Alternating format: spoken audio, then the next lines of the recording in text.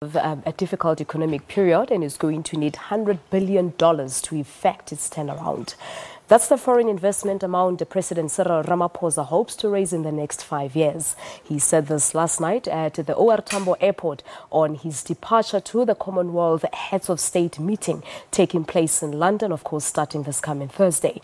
Ramaphosa also announced 4 investment envoys who he will use to sort of attract the globe that are looking for investments for the country.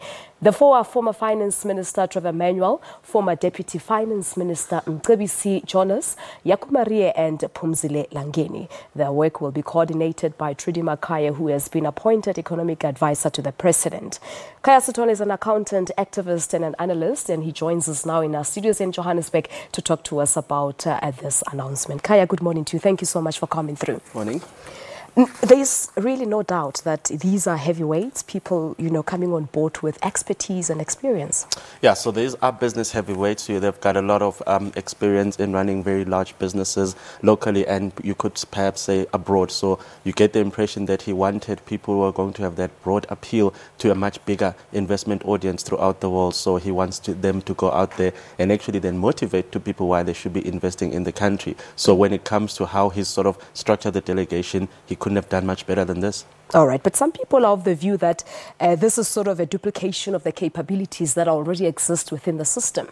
Yeah, so the difficulty there is that when you look at bureaucrats that exist within the state system already, these are people who are probably very good at running things domestically. But what Cyril Ramaphosa is trying to appeal to a much broader universal business audience. And these people would have at some point in time networked with this business leader that he has chosen. So I don't think he's trying to undermine the work that is already being done within the state functionaries. But what he's trying to do is sort of expand the reach that you can possibly sort of get. So if you're looking at $100 billion that you're trying to raise, and in most instances these conversations are going to be inked over a networking conversation rather than really a state functionary going there. You want a person who's going to say that, oh, actually, we've had a deal before when you and I were in particular business, so therefore I'm motivating that you do the same thing in investing in the country. So he's really trying to leverage those personal relationships more than anything else. All right, just before we get to that $100 billion US dollars, let's just talk about these individuals. I want us to unpack this 4 investment lions, as the president referred to them. What individual values will they bring into the economy?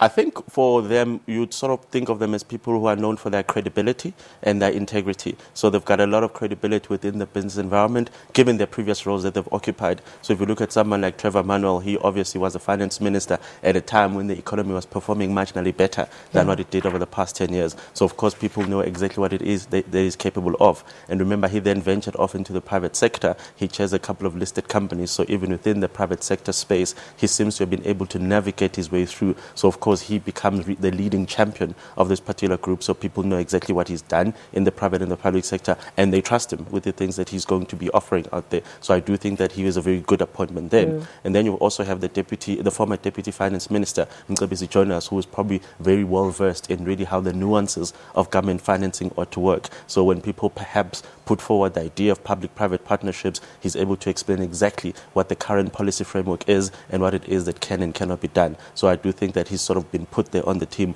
with that in mind. And if you look at also Jaco, Maree used to be the CEO of Standard Bank. I think he now chairs the board of Liberty. So of course, he's got that very good experience when it comes to the banking and the financial markets. And of course, banks and financial markets always form the epicenter of what investments are always going to be about, because they will be the ones that will facilitate these conversations. So a business person might say, yes, I do want to invest in South Africa. And then the banking system has to step up and say, yes, we are willing to provide the capital. And I think when you look at Ms. Langeni, I think her experience in really just sitting on various private sector entities and the way that she's been an advisor before to the Minister of Energy sort of means that she's a person who's navigated the business and political interaction spaces quite well. So she's a person that you'd want to have on your team. So these are, of course, people right for this job. But we know that their work will be coordinated by Trudy Makhaya, who has been appointed an economic advisor to the president. Let's just talk about Ms. Makhaya. Yeah, so Ms. Makhaya actually, she and I write for the Business Day occasionally. So I think what you'll see when it comes to her is that she's very, very well clued up on matters of economic policy and economic development. I think she also sits on the Competition Appeals Tribunal. Yeah. So she's the type of person who's been able to sort of strike that balance between understanding how economics is supposed to work and then saying how do these intersect with the political system. So I think that she, as the lead and the economic advisor to the president, means that the president is willing to tap into more than just the normal business or political network, but is trying to find people with the right blend of skills to be able to actually navigate the conversation forward and get us to some form of economic momentum. All right, just in conclusion, let's just take a look at this target set by the president, of course, of aiming to attract that $100 billion in new foreign direct investment over the next 5 years. Some people are saying the president is too ambitious. I mean, if you take a look at the foreign direct investment in South Africa, it declined from around 76 billion rand in 2005 to 17.6 billion rand last year. So is he too ambitious? Look, there's nothing wrong with a bit of ambition here and there, but of course this is a long-term target. And in most cases you could simply say perhaps all he's asking for is $20 billion per year, which is not that bad, as it were. So what he's trying to say is that not only do I believe in the capacity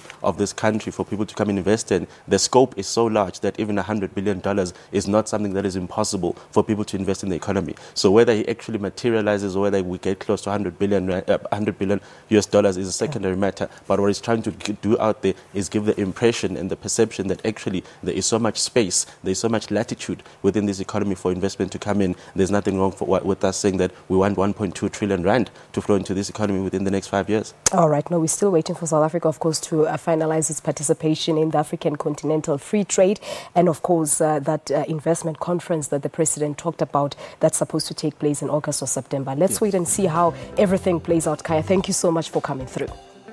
Thank you so much to Khaya Sithole for helping us understand the announcement by President Cyril Ramaphosa last night about appointing for people to go around the world looking for investments for South Africa. The story, of course, will continue to unfold until that much-awaited investment summit that I referred to, that is scheduled to take place in around August or September.